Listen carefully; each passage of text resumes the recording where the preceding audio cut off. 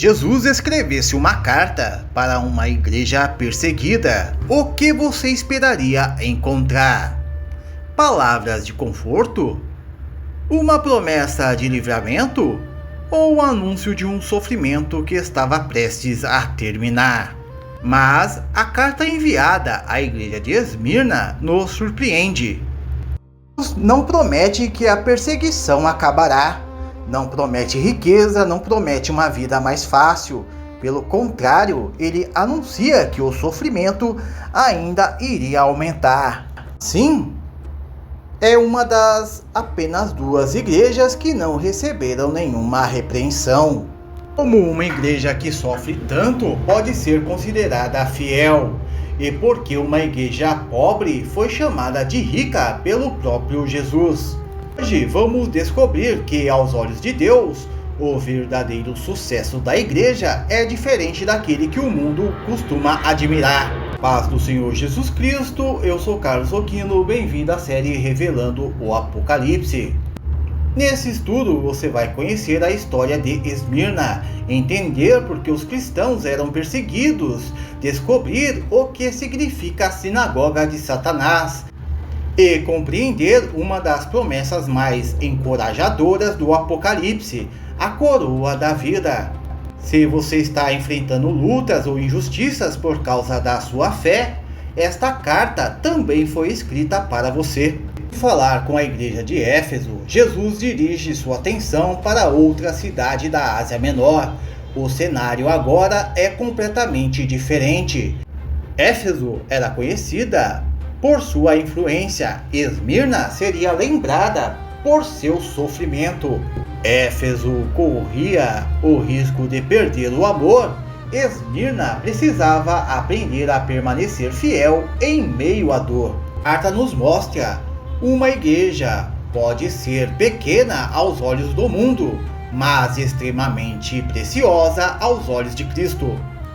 Esmirna era uma das cidades mais belas e prósperas da Ásia Menor. Localizada às margens do mar Egeu, era conhecida como a coroa da Ásia. Mas havia uma característica marcante: Esmirna era extremamente leal ao Império Romano. Ela construiu um templo dedicado ao imperador. Todos os cidadãos eram incentivados a participar do culto imperial. Uma vez por ano, bastava oferecer incenso diante da imagem de César e declarar: César é o Senhor. Para a maioria, era apenas um gesto político. Para os cristãos, era uma questão de adoração. Eles sabiam que existe apenas um Senhor, Jesus Cristo. Por se recusarem a adorar César, muitos perderam bens, emprego, liberdade e até a própria vida. Foi nesse ambiente de intensa pressão que nasceu a igreja de Esmirna. Jesus inicia a carta dizendo: estas coisas diz o primeiro e o último, que esteve morto e tornou a viver. Em cada carta, ele escolhe uma descrição de si mesmo que corresponde exatamente à necessidade daquela igreja. Esmirna estava cercada pelas ameaças de morte. Cristãos eram presos, perdiam seus bens e muitos eram executados. Por isso, Jesus se apresenta como o primeiro e o último. Antes que Roma existisse, ele já existia. Quando o Império Romano desaparecer, ele continuará existindo. Os imperadores vêm e vão, os reinos se levantam e caem, mas Cristo permanece para sempre. Em seguida, ele acrescenta aquele que esteve morto e tornou a viver, para encorajar pessoas que conviviam diariamente com a possibilidade do martírio, lembrando-as de que seu Senhor venceu a própria morte. Jesus conhece a dor, a rejeição, a cruz e também a vitória da ressurreição. Ele está dizendo: se vocês permanecerem fiéis, mesmo que morram, a morte não terá a última palavra. Jesus continua: conheço tua tribulação, a tua pobreza, mas tu és rico. Mais uma vez, a palavra conheço. Cristo conhece cada lágrima, cada injustiça, cada oração feita em silêncio. A perseguição havia atingido também a vida financeira daqueles cristãos. Muitos perderam empregos e tiveram bens confiscados por se recusarem a participar do culto ao império. A fidelidade a Cristo tinha um preço, mas Jesus faz uma declaração incrível: mas tu és rico. O mundo olhava e via pobreza. Cristo olhava e via riqueza. E Deus mede riqueza de forma diferente. O mundo mede pelo patrimônio e pela influência. Cristo mede pela fidelidade, pela perseverança e pela comunhão com Ele. As igrejas hoje são consideradas bem-sucedidas por causa de suas estruturas, enquanto Cristo avalia algo completamente diferente. E quantos cristãos simples, sem reconhecimento, são extremamente ricos diante de Deus? A verdadeira riqueza é medida pelo nosso relacionamento com Cristo.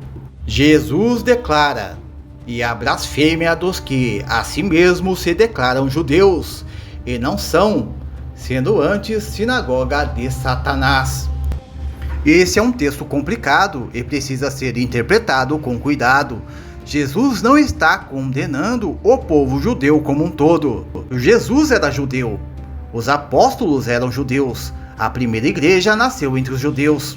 Na cidade de Esmirna havia uma comunidade judaica influente que, em vez de proteger os cristãos, frequentemente colaborava com a sua perseguição, denunciando-os às autoridades romanas. Ao se colocarem contra aqueles que seguiam o Messias, estavam agindo em oposição aos propósitos de Deus. É importante deixar claro, essa expressão descreve uma atitude específica naquele contexto histórico. Não deve ser usada para justificar preconceito contra o povo judeu. O foco da passagem é mostrar que qualquer grupo religioso que se oponha deliberadamente à obra de Cristo pode tornar-se instrumento do inimigo. Religião, por si só, não garante que alguém esteja ao lado de Deus. Ora, chegamos ao coração desta carta. Jesus declara: não temas as coisas que tens de sofrer. Ele não promete livramento da perseguição.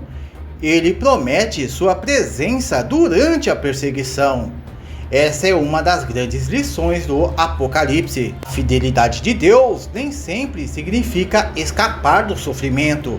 Muitas vezes significa receber forças para permanecer firme em meio a ele. Continua: eis que o diabo está para lançar algum de vós na prisão, para ser dispostos à prova, e tereis tribulação de 10 dias. Embora os perseguidores fossem autoridades romanas, Jesus revelava quem estava por trás. O verdadeiro inimigo era Satanás. Mas Satanás tinha limites. Só podia agir até onde Deus permitisse. 10 dias apontam para um período intenso, porém limitado. A ação não seria eterna. Ela tinha começo e tinha fim. Deus continua no controle até mesmo do tempo da nossa aprovação. Então vem o maior desafio: ser fiel até a morte, e dar-te-ei a coroa da vida. Essas palavras tinham um significado concreto. Alguns realmente seriam executados. Anos depois, o bispo de Esmirna, Policarpo, discípulo de João, foi preso. Quando lhe ofereceram liberdade em troca de negar Jesus, ele respondeu: há 86 anos eu sirvo a Cristo. Ele nunca me fez mal algum. Como poderia blasfemar contra o meu Rei e Salvador? Pouco depois foi condenado à morte. A fidelidade daquela igreja não era apenas discurso, era uma decisão mesmo que custasse a vida. A coroa da vida é a promessa ao vencedor. A palavra coroa aqui é a coroa do atleta vencedor. Jesus está dizendo: vale a pena permanecer firme. A corrida pode ser difícil, o caminho pode ser estreito, mas existe uma recompensa para os que não desistirem. Enquanto o mundo recompensa conquistas passageiras, Jesus recompensa a fidelidade. A carta termina com a promessa: o vencedor de modo algum sofrerá o dano da segunda morte.